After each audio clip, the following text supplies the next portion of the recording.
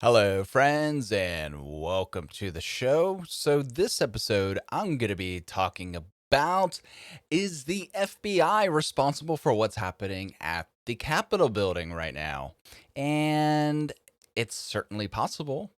And I'll talk about it here in a second. But first, how about you smash that like button, subscribe to the channel if you haven't already, and please go to notsojuliet.com, have a look around. Let's get started.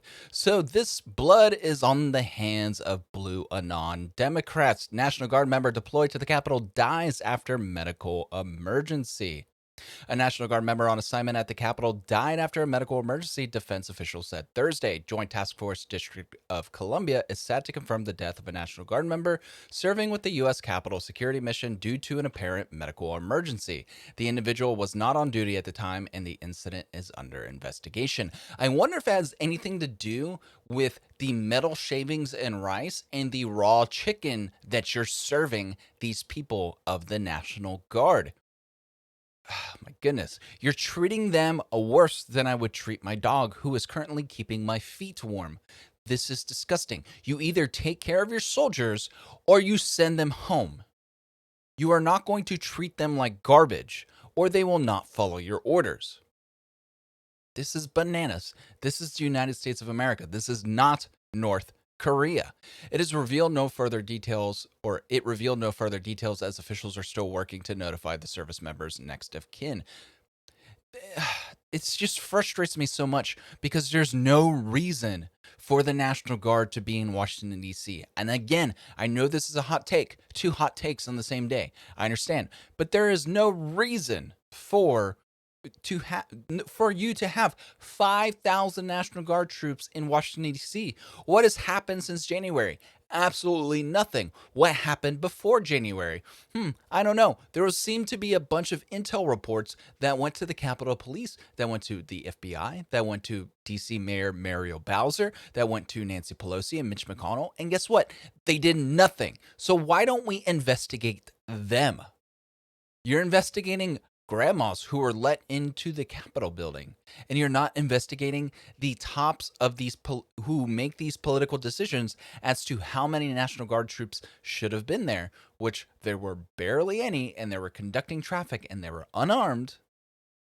And something bad happened, and now you want to basically have more troop presence in Washington, D.C. than you have in Afghanistan. You can go F yourself at this point, guys.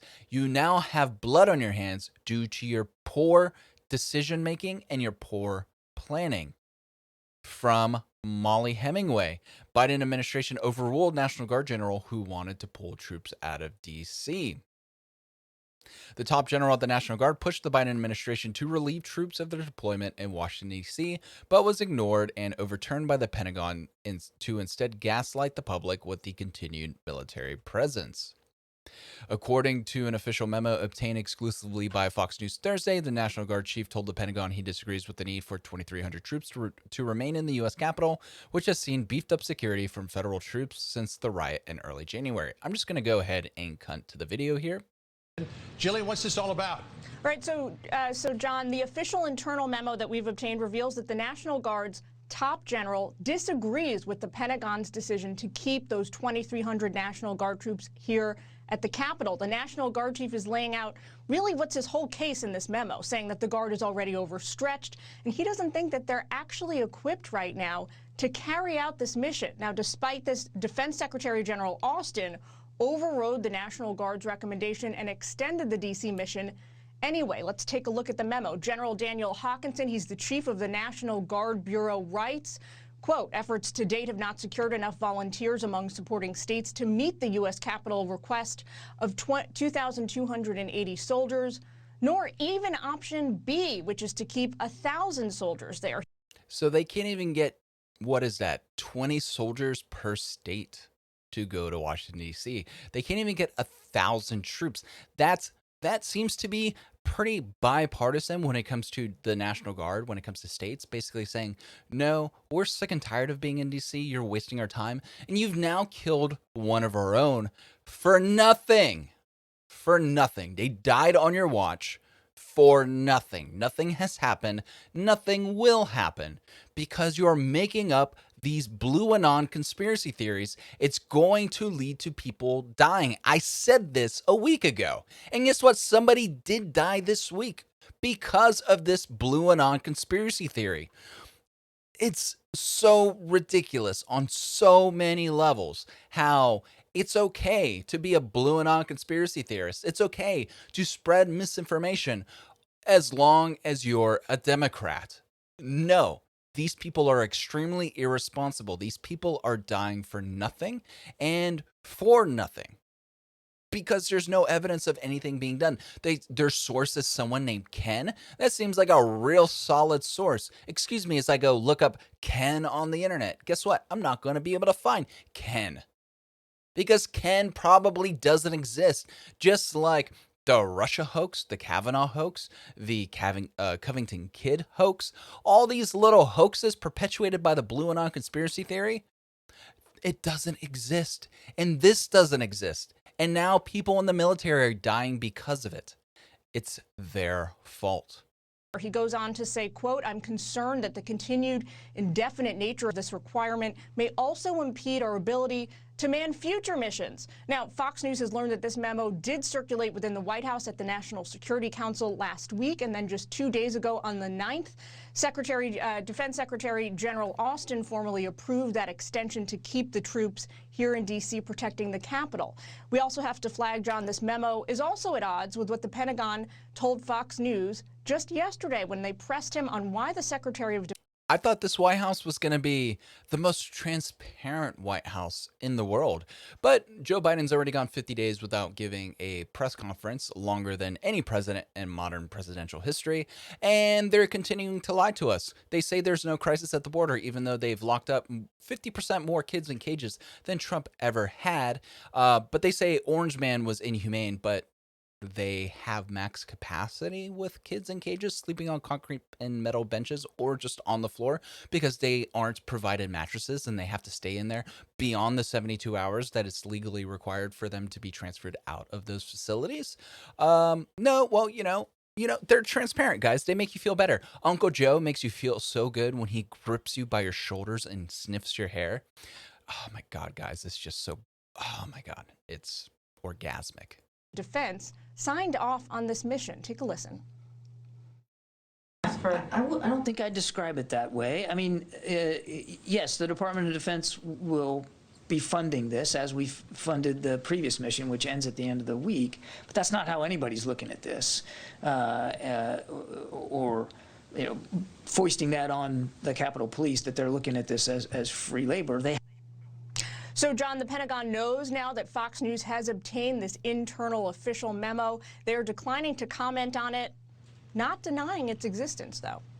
Yeah, that looks like a case of the civilian political appointees overruling the ones who are on the front lines there. Jillian, thank you so much for that exclusive Fox News report. And he brought up a good point. The civilian appointees are overriding the troops on the ground.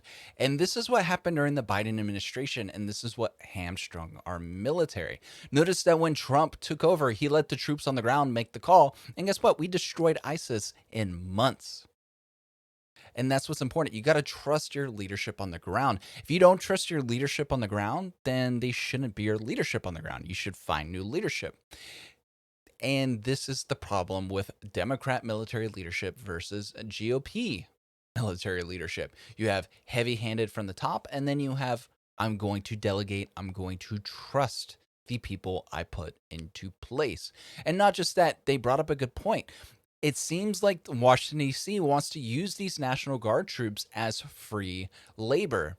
And they shouldn't be used for that. If you need more Capitol Police, then hire more Capitol Police. But it already seems like you have too many Capitol Police as it is. You only need to secure, a few square miles, and you have a police force of like 3,000? How many more do you need? Why do you need to double your troop presence? What are you trying to hide? What are you so afraid of? Are you afraid that we, the people, are going to find out that you're full of crap? Because it certainly seems that way, guys. It certainly seems that way. Jumping over the hill, House Armed Service leaders, level of security at Capitol not warranted at this time. The Guardsmen were originally meant to bulk up security for Biden's inauguration, but the deployment was extended afterwards over continued security concerns. The security concerns were in part related to the QAnon conspiracy theories' mistaken belief that Trump would be inaugurated on March 4th, the original date of presidential inaugurations until 1933, when the 20th Amendment moved it to January 20th. March 4th came and went without incident. Neither the Pentagon nor Capitol Police has detailed the threats warranting an extension into May, but the Pentagon has said Austin viewed the request as valid and that the National Guardsmen are meant to increase Capitol Police's capacity. It's very much about a capacity assistance to the Capitol Police as they begin to flesh out and develop what they're going to need long term to deal with a new reality on Capitol Hill, Pentagon Press Secretary John Kirby told reporters Wednesday. You know what? I'm interested to know what's going to happen when George Floyd, or not George Floyd, but when Derek Chauvin gets off on his murder charge and Antifa takes to the streets of DC again, when they decide to try to burn down Black Lives Matter Plaza, when they decide to try to light a fire again on the White House lawn. What is Joe Biden going to do? Because Joe Biden does not like black and brown people. He did not want to raise his Aryan children in some sort of racial jungle. So I wonder, is he going to have the National Guard shoot and kill all these peaceful protesters who are fiery but peaceful? I guess time will tell. So why do I think the federal government is so concerned about this? Well, I think the federal government had participated in what happened in January 6th. And I know it's going to sound kooky, but kookier things have happened in American history. And this is going to be my third hot take today. So, yay, guys, yay. I'm excited. The FBI still can't find the pipe bomber because they are too busy keeping America safe from grandmas who illegally toured the Capitol building. That's from Elijah Schaefer. From Catherine Herridge, pipe bomber new video released FBI shows the suspect the Bureau believes planted 2 pipe bombs in D.C. the night before the Capitol riots January 6th. CBS Herridge has more on the unique clues, including the suspect's gait, that may lead to new tips. New video released by the FBI shows how 2 pipe bombs were planted in Washington the night before the assault on the Capitol. Senior investigative correspondent, that's Catherine Herridge, is tracking the search for a suspect. Catherine, good morning to you. Why is the FBI putting this out now? Well, Gail, good morning. Federal investigators are hoping these extended video clips will jog someone's memory. They show how the suspect walks from the front and from behind, their mannerisms, how they carry the backpack, even swing their arms. Military intelligence sources tell me that someone's gait can be as unique as a fingerprint and may lead to more tips. We have satellites that can analyze people's gaits. This has been around for a long time, at least 10 or 15 years. You can just basically go, okay, this is how the person walks. They upload it into a satellite, and the satellite just basically scans like Google AI and just scans everybody walking, and it'll find that person and identify them. And you go, okay, this person's here. Okay, we're going to go scoop them up. That's been around for a long time. I don't understand why they haven't done it. It's almost like they don't want to find this person. They want to have their boogeyman out in the wind. The FBI reward has stood at $100,000, and based on my reporting, the identification of this suspect is a Tier 1 priority for federal investigators. It is the missing link in the timeline leading up to the riots. The FBI says the pipe bombs were planted on the evening of the 5th, and the devices were not discovered until the following day as the riots unfolded. Finally, the reward suggests that more than 2 months after the riots, the FBI has few strong leads and needs the public's help. Tony? Catherine, thank you very much. So we trust these people to know things? If they can't find this one individual, they're finding people with cell phone records. You're telling me they can't find this individual with cell phone records? You're telling me you can't find this individual, again, through gait analysis using satellites? It definitely looks like a woman by the way they're walking, but it's hard to say. So why would I think that this may be a government plant? Well, because the FBI kind of has a history in this. This is from Jack Posobiec. Did you know during the church committee hearings, the FBI admitted 2,000 members of the KKK were working for them nationwide? Let's check this out. Oh my goodness. Let's X out of that ad. FBI leadership claimed Bureau was almost powerless against KKK despite making up 1/5 of its membership. In response to a FOIA request filed several months ago, the Send Study 75 file pertaining to the Church Committee, the FBI recently released a pre-processed file apparently unable to provide even pre-processed documents within the time period requested by the law. That includes excerpts of testimony from Deputy Associate Director James Adams addressing the Bureau's involvement with and failure to curtail the KKK. In actuality, all that was discontinued in 1971 was the centralized program. According to the memo commonly cited as discontinuing the program for security reasons, COINTELPRO efforts would be considered on a highly selective individual basis with tight procedures to ensure absolute security. So COINTELPRO is black extremism. That's what they're going after. The Church Committee would note that the efforts had continued in several known instances and that the effect of ending the centralized program was simply that it was impossible to understand the full scope of those efforts without manually searching over 500,000 case files. After proposing this technically true but entirely misleading statement, Adams admitted to the committee that the law had been ineffective against the Klan. He also argued that the local law enforcement should be the primary tool used against groups like the Klan. The argument fell somewhat flat against the light following paragraphs in Adams' testimony, where he admitted that the local law enforcement officers had been participating in Klan violence, stating that the FBI and the federal government were almost powerless to act. He nonetheless defended the Bureau's actions against the testimony of one of their own informants by pointing out that they had provided his information to local police departments. This defense also fell somewhat flat immediately following his admission that some of these police departments had members participating in Klan violence. In light of what was testimony, it's hardly surprising that Adams also admitted that the information was not being acted upon. Adams then re-emphasized this by stating it seemed to validate some of the things Roe had said shortly after impugning the depth of Roe's knowledge and ability to speak on the subject. Adams' testimony bemoaned the legal obstacles preventing the Bureau from acting that they wish they could, an ironic complaint given the illegal behaviors that COINTELPRO is infamous for. Adams also noted that the groups being monitored had greater numbers than ever before, which made it difficult for the Bureau to fully monitor them and counter their efforts, as well as increase the danger of these groups. The latter point may have been more impactful if Adams hadn't also admitted that approximately 2,000 members of the KKK were working for the FBI. The testimony then noted the Bureau was almost single-handedly responsible for the impressive growth in the KKK's membership, which Adams had just lamented. According to the Bureau's numbers, not only were 20% of the KKK members working for the FBI was responsible for 70% of the recent growth in the KKK's membership, and that rather than having the effect of reverting violence, it resulted in tail wagging the dog. Adams disputed the number of FBI employed KKK members by stating that the 2,000 informants, including all racial matters, and that the FBI only accounted for around 6% of the KKK's membership. It was brought up with Adams that there were considerable evidence that no attempt was made to prevent crime when the FBI had information that it was going to occur. And let's see. Adams denied that the Bureau had encouraged informants like Roe to participate in violence, only to have his statement contradicted by both Roe and the agent in charge. Mr. Roe's statement is substantiated to some extent with an acknowledgement by the agent in charge that if he were going to be a Klansman and he happened to be with someone and they decided to do something, he couldn't be an angel. These are words of the agent, and be a good informant. He wouldn't take the lead, but the implication is that he would have to go along or would have to be involved if he was going to maintain his liability as a that's redacted. The testimony excerpted is in the files with the Adams denying that the Bureau became involved in anyone's sex life. Okay, and then it gets pretty obscure after that.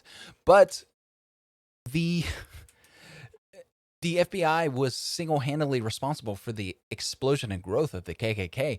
At one point, they made up 20% of the KKK membership. They were involved in the violence committed by the KKK. So, are they involved in QAnon? Are they involved in the Proud Boys? We already know Enrique Tarrio was an informant of some sort. Are they involved with the Boogaloo Boys or whoever are committing these acts of domestic terrorism, which is currently the boogeyman, just as the KKK back in the day was considered the boogeyman? I don't know, and we need to get to the bottom of it. We need our government to be honest with us, because if they've done it before, they're going to do it again, and they're going to do a better job of covering their tracks. So that's going to be it for now, friends. Unless the world starts to burn in a hellfire. I'll see you guys on Monday. Have a good one.